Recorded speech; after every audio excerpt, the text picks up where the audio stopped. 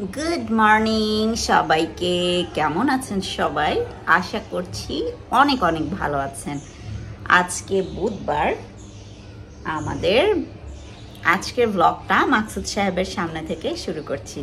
আশা করি আপনারা সবাই অনেক অনেক ভালো আছেন। আজকে আমি যাচ্ছি বাজারে। কয়েকদিন আগে আপনাদের একটা বাজার দেখিয়েছিলাম, মনে আছে কি না? আমি হচ্ছে বেইলির জন্য, মানে আমাদের কুকুর যে আছে বেইলি, ওর জন্য মাংস কিনতে গিয়েছিলাম। তো সেই বাজারে আজকে আবারও যাব, দেখি নতুন নতুন কি কি পাওয়া যায়। আর আমাদেরও মাছ মাংস শেষ হয়ে গিয়েছে। যদি দেখি যে ওখানে ভালো মাছ আছে, একটু তুলনামূলক কম দাম, তাহলে ওই বাজার থেকে বাজার করে নিয়ে আসবো। আজকে একটু সময় আছে, তো আমি এর জন্য সকাল সকাল বের হয়ে পড়ছি। আর এই যে দেখেন, মাকসুদ সাহেব নিজেকে পরিষ্কার করছে। কিছু বলবে বাবা? সবাইকে কিছু বলে দিতে চাও? না, আমি এখন পরিষ্কার করছি। যাও, তুমি বাজারে যাও। ঠিক আছে, চলেন বের হয়ে যাই। আর বাটুল বাবু এখানে কি করছে দেখেন। বাবু ওই যে দেখেন, এখানে একা একা হাঁটাহাঁটি করছে। আর এখানে আছে আমাদের মিঠু আর হেনা। হ্যাঁ, তারা খাওয়া দাওয়া করছে। আর ওইখানে ডাকাডাকি করছে আমাদের বিটু আর চিকু। তাদের কাছে এখন যাওয়া যাবে না, তাহলে আমার বাজারে যাওয়া হবে না, অনেক চিল্লাচিল্লি করে। ঠিক আছে, আমি বের হয়ে যাই। আর যাওয়ার পথে বেলিকে খেতে দিতে যাব আর কি। খেতে দিয়ে তারপর বের হব, আমি দেখাবো আপনাদের। চলেন বের হই। কি হয়েছে কি হয়েছে? অ্যাশ, এটা অ্যাশ বেবি দেখি। কি? আমি বাজারে যাচ্ছি, তুমি যাবে? তুমি যাবে? তুমি যেতে চাও অ্যাশ? হ্যাঁ, আমি বাজারে যাই। হ্যাঁ, দেরি করা যাবে না, অনেক দেরি হয়ে যাবে। এটা ময়লা ময়লা ময়লা, যেও না। আমি বেলিকে বাসার নিচে নেমে দেখি বেলি নেই, তো বেলিকে খুঁজতে যাচ্ছি। মনে হচ্ছে এই রাস্তার মাথায় ঘুমিয়ে আছে। বেলি, ওই যে দেখেন দৌড়াইতে দৌড়াইতে আসছে। বেলি, তাড়াতাড়ি তাড়াতাড়ি আসো, তাড়াতাড়ি। আর এইখানে কে দেখেন আমার পায়ের কাছে। তুমি ঘরে যাও, ঘরে যাও, ঘরে যাও। আচ্ছা আচ্ছা আচ্ছা, খাবার দিচ্ছি, তাড়াতাড়ি যাও। তুমি যাও মালাই, ঘরে যাও। আসো আসো আসো, ভয় নেই, আসো মালাই, তুমি তাড়াতাড়ি যাও। ওকে, ঝগড়াঝাটি করতেছে আবার, এরা ঝগড়াঝাটি করতেছে। মালাইকে ভয় পাস তুই বেলি? আমি খাবার দিয়ে আসছি, যাও খাবার খাও। মালাই তুমি যাও, মালাই তুমি যাও, যাও। একটু খাবার খাবে, এই তো খাবার খাবে, খাবার খাও। গুড খাবার। কেন? এই গুড গার্ল। যাও তুমি খাও, আমি যাই। হ্যাঁ, বাজারে যাবো। ওকে ওকে ওকে, থ্যাংক ইউ। যাও মালাই, তুমি যাও, খাও, খাদ্য গ্রহণ করো। ওকে, যাচ্ছি। এই তো বেলিকে খাবার খেতে দিয়ে আমি রাস্তায় বের হয়ে পড়েছি। আর রাস্তায় দেখেন ওই যে কে শুয়ে আছে, বলেন তো দেখি এটা কে?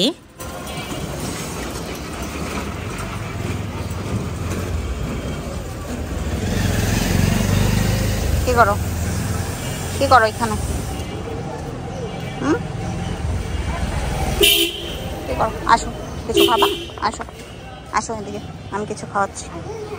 আমাদের লালি বেগম কি সুন্দর করে হাসি মুখে আমার পিছন পিছন আসলো আর খেতে চাইছে। দেখেন, দেখে মনটাই ভালো হয়ে যায়। ও বেচারি এখন আর আমাদের এরিয়ায় থাকে না, এটা তো অনেকবারই বলেছি, আশা করি আপনারাও জানেন এটা। রাস্তায় যখনই দেখা হয়ে যায় তখনই তাকে বিস্কুট কিংবা কেক খেতে দিই। খুলতে হবে না, খুলে দিই।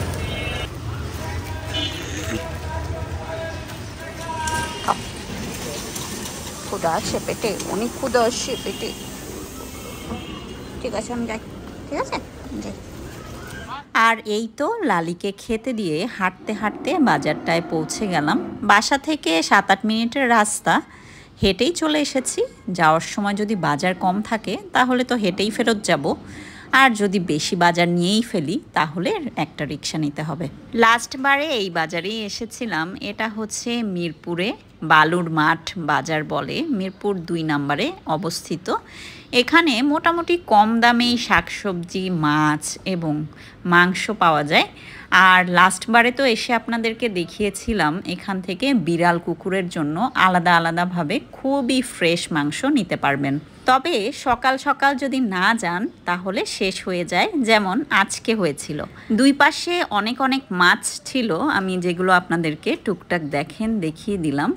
তবে এখান থেকে অনেক মাছই বিড়ালের জন্য যায়। এছাড়াও যারা প্রতিদিনের বাজার করেন, সাধারণত প্রতিদিন সকালে বাজার করে রান্নাবাড়া করেন, তারা সাধারণত এই বাজার থেকে বাজার করেই রান্নাবান্না করেন। এই তো দেখেন, কথা বলতে বলতে সেই মুরগির দোকানে চলে এসেছি, যেখানে প্রত্যেকটা পার্ট আলাদা আলাদাভাবে বিক্রি হয়। আমি আজকে এসেছি বেইলির জন্য গলা এবং মাথা, চামড়া, পা এগুলো নেওয়ার জন্য। তবে আমার আসতে দেরি হয়ে যাওয়ায় মাথার যে অংশগুলো এটা আমি পাইনি। চামড়া নিলাম, পা নিলাম আর গলা নিলাম। প্রত্যেকটা 50 টাকার করে নিয়েছি এবং মনে হয় 10 থেকে 12 দিন খেতে পারবে। টোটাল 150 টাকার ছিল। মুরগির এই টুকরাগুলোর সঙ্গে ভাত মিশিয়ে যখন রান্না করে দেই, বেলি খুবই মজা করে খায়। প্রতিদিনকার খাবারটা ওর বেশ ভালোই হয়। সমস্যা নেই, লাস্ট টাইম তো মাথা নিয়েছিলাম, এইবারে না হয় অন্য পার্ট নেই। মাংসের বাজারটা সব কিছু না থাকলেও মাছের বাজারটা কিন্তু ভালো ছিল, বেশ ফ্রেশ মাছ ছিল। তাই এখান থেকে আমি একটা রুই মাছ নিয়ে নিলাম। এখানে কিছু বাটা মাছ ছিল, এটাও খুব ফ্রেশ লাগছিল, এখান থেকে কিছুটা বাটা মাছ নিলাম। এছাড়াও আমি কিছু ফলি মাছ কিনেছি। ফলি মাছটা বেশ ভালো খেতে, তবে প্রচুর কাঁটা থাকে।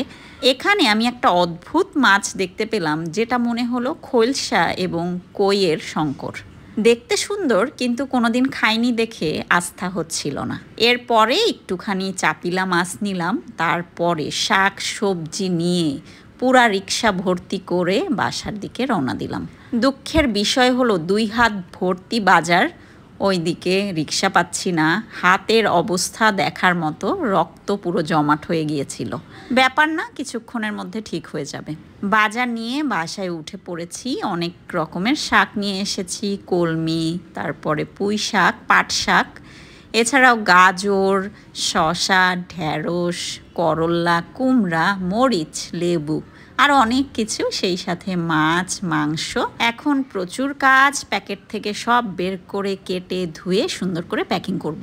এরই মধ্যে আমার গলার আওয়াজ পেয়ে চিকু আর বিটু লাফালাফি শুরু করে দিয়েছে। তাদের অনেক ক্ষুধা লেগেছে। আসলে তো আমার গলা শুনলেই তাদের ক্ষুধা পায়। যেহেতু বাজারগুলো গুছাবো, অনেকটা সময় লাগবে, তাই ওদেরকে আগে খাইয়ে নিচ্ছি। ওদের জন্য ফর্মুলাটা রেডি করছিলাম।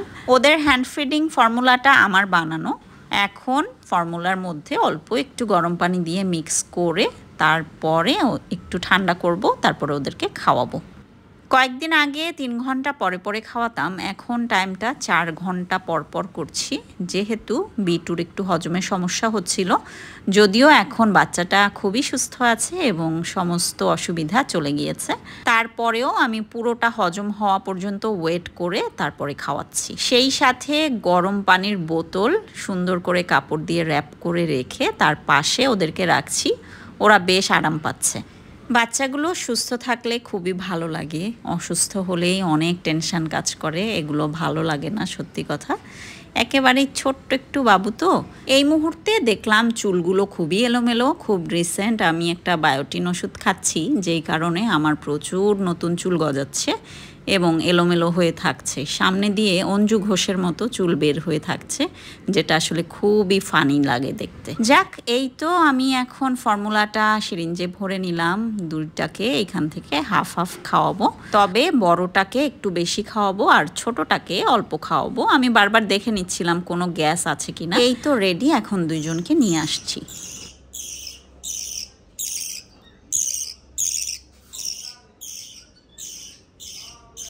দুইজনই আমার গলার আওয়াজ পেলে এত চিৎকার শুরু করে দেয়, এটা সত্যি কথা অনেক ভালো লাগে। আমাকে অলরেডি খুব ভালো চিনে গেছে, সেই সাথে মাকসুদ সাহেবকেও খুব ভালো চিনেছে। এই যে দেখেন, বিটু বাবুটা সুস্থ হয়ে গিয়েছে, আজকে খুব সুন্দর করে ডানাটা মেলছে। সেই সাথে পেটের নিচের যে পুপসগুলো আছে এখন জমে নেই, এখন ঠিকঠাক আছে। আর পাকস্থলীতেও কোনো ধরনের খাবার জমে নেই এখন। এই তো বাচ্চাটাকে এখন সুন্দর করে ধরে ফিডিং করিয়ে দিব। বিটুর সাইজটা খুবই ছোট, ও কিন্তু চিকুর একেবারেই অর্ধেক। আমি জানি না কতটুকু বুঝতে পারেন। ওর সাইজটা একেবারেই ছোট, আর একেবারে মায়ের কাছ থেকে খুব ছোটোবেলায় সরানোর কারণে ও বোধহয় একটু নরম গরম বাচ্চা। ও যতটাই শান্ত, চিকুটা ততটাই অশান্ত। অবশ্য এতে একদিক দিয়ে ভালোই হয়েছে, দুইটাই যদি অশান্ত হয় তাহলে তো আবার ব্যালেন্স করা যায় না। বিটুর খাওয়া শেষ, এবারে চিকুর পালা। ওদের খাওয়া দাওয়া শেষ করে সমস্ত বাজার গুছাতে হবে, ফ্রিজে তুলতে হবে, অনেক কাজ। আপনাদের সাথে আরও অনেকটা সময় পরে দেখা হবে। যাই সব কিছু গুছিয়ে নেই। আপনারা এর মধ্যে কমেন্ট করে জানাবেন আমাদের আজকের এই ভ্লগটা আপনাদের কেমন লাগলো। ভালো লাগলে একটা লাইক করে দিবেন। যারা যারা এখনও পর্যন্ত আমাদেরকে সাবস্ক্রাইব করেননি তারা জলদি সাবস্ক্রাইব করে নেবেন। আর অলরেডি যারা সাবস্ক্রাইব করেছেন তাদেরকে জানাই অসংখ্য ধন্যবাদ। ভালো থাকবেন সবাই, বাই।